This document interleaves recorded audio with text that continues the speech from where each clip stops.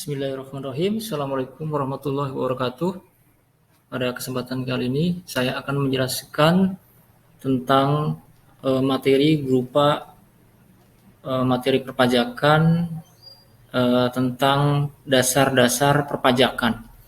Nah, dalam hal ini materi dasar perpajakan ini dikaitkan dengan pembahasan tentang kesadaran perpajakan. Oke, langsung saja. Sebelum ke materi yang utama, yaitu tentang dasar-dasar perpajakan, saya akan mencoba untuk menjelaskan tentang kesadaran wajib pajak. Jadi, kesadaran wajib pajak itu sangat penting, ya, seperti yang dikemukakan oleh Ibu Sri Mulyani bahwa hanya pajak dan kematian yang tak bisa dihindari, ya, seperti yang dikatakan oleh beliau, yaitu Bu Sri Mulyani.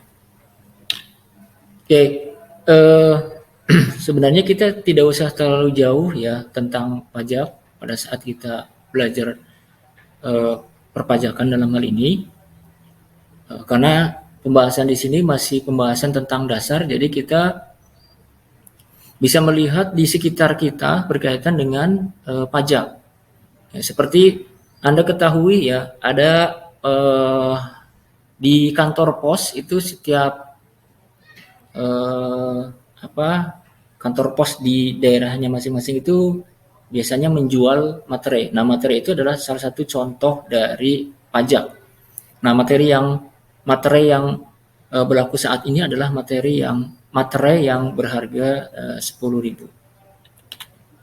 Kemudian selanjutnya ada di sini contoh yaitu pajak restoran. Ya, pajak restoran. Nah, ini tarifnya 10%.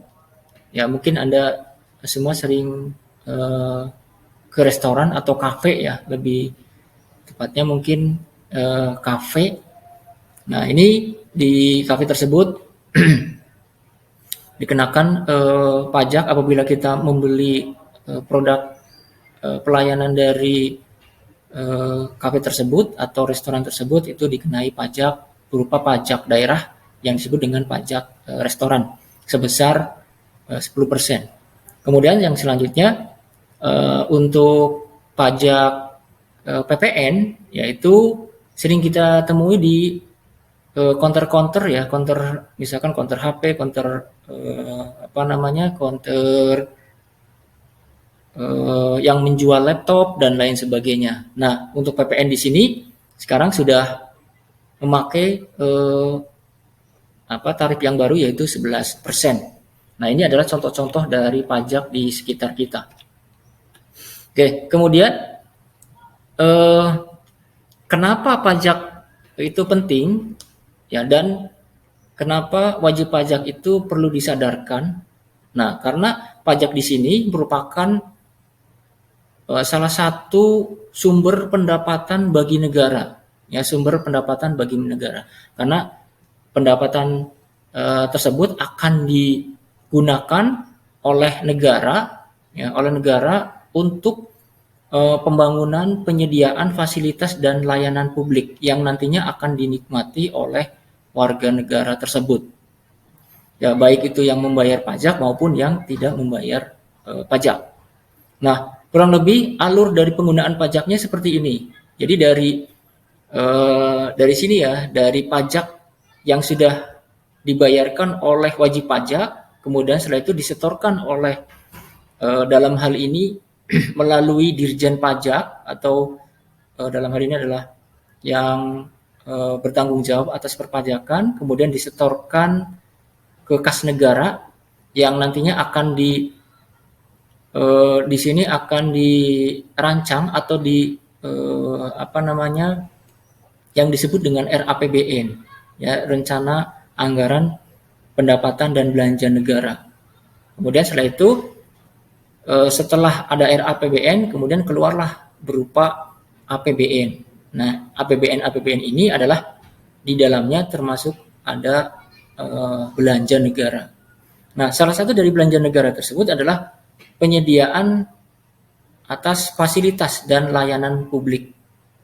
Nah, penyediaan dan fasilitas pelayanan publik ini akan dinikmati oleh kita, yaitu warga negara, baik yang membayar pajak ataupun yang tidak membayar pajak. Oke, begitu seterusnya. Jadi ini merupakan alur dari penggunaan perpajakan. Ya, jadi ini disebut dengan siklus. Oke. Kemudian selanjutnya ada definisi pajak. Di sini ada beberapa definisi yang berkaitan dengan pajak. Ya, ada beberapa. Di antaranya nanti ada Undang-Undang Nomor 16 Tahun 2009. Ya, yaitu tentang ketentuan umum dan tata cara perpajakan. Nah, sebelumnya sebelum kita ke pengertian berdasarkan Undang-Undang Nomor 16 Tahun 2009 itu, kita akan mengetahui terlebih dahulu pendapat-pendapat para ahli, yaitu seperti oleh Profesor Dr. Rohmat Sumitro ya, dalam Broto Diharjo 93, yaitu pajak iuran rakyat. Pajak adalah iuran rakyat kepada kas negara berdasarkan undang-undang yang dapat dipaksakan dengan tidak mendapatkan jasa timbal balik atau kontraprestasi yang langsung dapat ditunjukkan dan yang digunakan untuk membayar pengeluaran umum. Kemudian menurut Edwin bahwa pajak itu adalah kontribusi wajib dari orang kepada pemerintah untuk membiayai pengeluaran yang terjadi untuk kepentingan bersama tanpa merujuk pada manfaat khusus yang diberikan. Kemudian selanjutnya, pajak adalah, menurut Feldman, pajak adalah prestasi yang dipaksakan sepihak oleh dan terutang kepada penguasa menurut norma-norma yang ditetapkan secara umum, tanpa adanya kontraprestasi dan semata-mata digunakan untuk menutup pengeluaran-pengeluaran umum. Kemudian menurut Profesor Adriani, bahwa pajak adalah iuran kepada negara, dapat dipaksakan yang terutang oleh yang wajib membayarnya menurut peraturan-peraturan, dengan tidak mendapat prestasi kembali yang langsung dapat ditunjukkan, dan gunanya adalah untuk membiayai pengeluaran-pengeluaran umum berhubungan dengan tugas negara yang menyelenggarakan pemerintahan. Menurut Jayadiningrat, pajak adalah suatu kewajiban menyerahkan sebagian kekayaan ke kas negara yang disebabkan suatu keadaan, kejadian, dan perbuatan yang memberikan kedudukan tertentu, tetapi bukan sebagai hukuman. Menurut peraturan yang ditetapkan pemerintah serta dapat dipaksakan, tetapi tidak ada jasa timbal balik dari negara secara langsung untuk memelihara negara secara umum. Nah, yang terakhir adalah menurut Undang-Undang Nomor 16 Tahun 2009 tentang ketentuan umum dan tata cara perpajakan. Nah, apa itu pajak? Yaitu kontribusi wajib kepada negara yang terutang oleh orang pribadi atau badan yang bersifat memaksa berdasarkan undang-undang dengan tidak mendapatkan imbalan secara langsung dan digunakan untuk keperluan negara bagi sebesar-besarnya untuk kemakmuran rakyat. Oke, bayar pajak membangun Indonesia. Asas-asas berpajakan. Nah, di sini ada dua asas-asas, yaitu asas yang klasik dan satu lagi ada asas modern. Nah, untuk asas klasik ini ada 4. Ini menurut Adam Smith ya. Menurut Adam Smith dalam buku Wealth of Nation tahun 1776 itu ada 4, yaitu equity, certainty, convenience, dan efficiency. Equity atau kesetaraan adalah harus adil bagi individu yang berbeda dan harus mencerminkan kemampuan seseorang untuk membayar. Jadi harus bisa harus bisa dilakukan oleh orang atau penduduk atau warga negara Indonesia, baik itu yang atau dari semua kalangan. Kemudian certainly, kepastian, tidak boleh sembarangan, itu harus pasti. Jadi ada perhitungan-perhitungannya. Kemudian setelah itu ada harus nyaman dalam hal waktu dan pembayaran. Di sini ada di pajak itu ada batas waktunya ya. Ada batas waktunya berkaitan dengan pembayaran dan pelaporan. Kemudian ada efisiensi, harus efisien secara administrasi dengan pengumpulan biaya yang relatif kecil sebagai bagian dari pendapatan yang diperoleh. seharusnya tidak menyebabkan distorsi ekonomi dengan mempengaruhi perilaku wajib pajak. Nah, kemudian dalam sistem perpajakan modern, berikut ini adalah 3 prinsip utama. Nah, kalau modern itu ada 3 ya, ada efisiensi, equity, dan economic effect must be considered. Ini antara efisien dan equity itu hampir sama dengan yang klasik. Nah, yang membedakan di sini adalah yang economic effect must be considered, yaitu pajak yang dikumpulkan dapat mempengaruhi kehidupan ekonomis wajib pajak. Hal ini harus dipertimbangkan ketika merumuskan kebijakan perpajakan. Jadi pada saat kita akan melakukan pembayaran itu atau dalam mempergunakan pajak, pemerintah itu harus bisa mempertimbangkan berkaitan dengan ekonomi dari penduduknya. Kemudian jenis-jenis pungutan selain pajak itu ada retribusi dan sumbangan. Retribusi itu ada 3, yaitu retribusi jasa umum, usaha, dan perizinan. Kemudian selanjutnya ada kedudukan hukum pajak. Jadi kedudukan hukum pajak itu di sana akan dijelaskan tentang siapa saja yang menjadi wajib pajak, kemudian kewajibannya apa saja kepada pemerintah, hak-hak pemerintah, kemudian objek-objek apa yang dikenakan pajak, timbul dan hapusnya utang pajak, cara penagihan, dan cara mengajukan keberatan. Kemudian ada fungsi pajak, ada fungsi budgeter, dan fungsi mengatur. Kalau budgeter itu untuk anggaran, menganggarkan, dan fungsi mengatur itu atau reguler untuk pada saat pelaksanaannya. Kemudian teori yang mendukung pemungutan pajak itu ada 4, teori asuransi, kepentingan, teori daya pikul, teori bakti, dan teori asas daya beli. Apa itu teori asuransi? Teori asuransi sesuai dengan artinya, asuransi itu berarti melindungi. Jadi negara bertugas melindungi orang dari segala kepentingannya. Kemudian teori kepentingan, biaya yang dikeluarkan untuk kepentingan rakyat berasal dari rakyat. Kemudian setelah itu, teori daya pikul, pajak yang dibebankan berdasarkan pada daya pikul atau kemampuan seseorang. Teori bakti, kewajiban mutlak untuk membuktikan tanda bakti terhadap negara dalam bentuk pembayaran. Yang selanjutnya, teori asas daya beli, itu daya beli rumah tangga dalam masyarakat untuk rumah tangga negara dan menyalurkannya kembali ke masyarakat. Kemudian selanjutnya ada jenis-jenis pajak ya. Menurut golongannya ada pajak langsung dan pajak tidak langsung. Kemudian ada menurut sifatnya, ada pajak subjektif dan pajak objektif. Selanjutnya, menurut lembaga pemungutnya, ini ada pajak pusat dan pajak daerah. Pajak daerah itu ada provinsi dan kabupaten.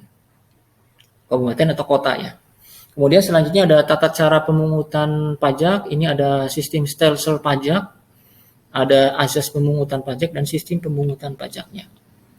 Stelsel pajak itu ada stelsel nyata atau real stelsel, yaitu pengenaan pajak didasarkan pada objek atau penghasilan yang sesungguhnya diperoleh, sehingga pemungutannya baru dapat dilakukan pada akhir tahun pajak, yakni setelah penghasilan yang sesungguhnya diketahui. Contohnya misalkan pajak penghasilan badan. Kemudian stelsel anggapan atau fictive stelsel, pengenaan pajak atau pengenaan pajak didasarkan pada suatu anggapan yang diatur oleh undang-undang. Contohnya PBB ya, PBB atau PKB karena itu berdasarkan anggapan dari tahun sebelumnya. Kemudian ada stelsel campuran, kombinasi antara stelsel nyata dan stelsel anggapan. Kemudian selanjutnya ada azas pemungutan pajak, ada azas domisili, azas sumber, dan azas kebangsaan. Asas domisili atau asas tempat tinggal, negara berhak mengenakan pajak atas seluruh penghasilan wajib pajak berdasarkan tempat tinggal atau yang bertempat tinggal di wilayahnya. Kemudian asas sumber, negara berhak mengenakan pajak atas penghasilan yang bersumber di wilayahnya tanpa memperhatikan tempat tinggal wajib pajak tersebut. Asas kebangsaan, pengenaan pajak dihubungkan dengan kebangsaan suatu negara. Kemudian selanjutnya ada sistem pemungutan pajak, dibagi menjadi 3, yaitu ada official assessment system, yaitu sistem pemungutan yang memberi wewenang kepada pemerintah atau fiskus untuk menentukan besarnya pajak yang terutang oleh wajib pajak menurut perundang-undangan pajak yang berlaku.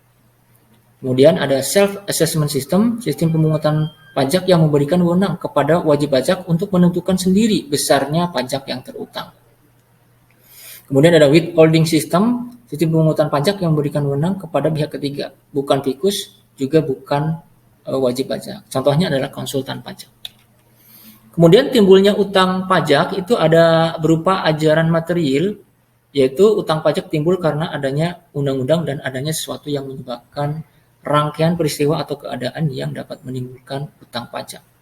Kemudian ajaran formil, yaitu utang pajak timbul karena adanya surat ketetapan pajak oleh fiskus. Ajaran ini tidak melihat tentang adanya sesuatu yang menyebabkan, yaitu rangkaian peristiwa atau keadaan sebagai dasar menimbulkan utang pajak, tetapi tergantung pada adanya surat ketetapan pajak. Jadi di sini ajaran formil itu timbulnya pajak itu karena ketetapan pajak. Biasanya seperti contoh pajak kurang bayar.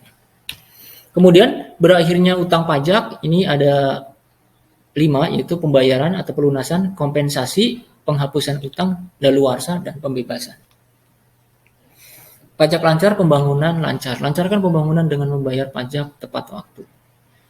Kemudian penghindaran dan penghilangan pajak, ada tax avoidance dan tax evasion.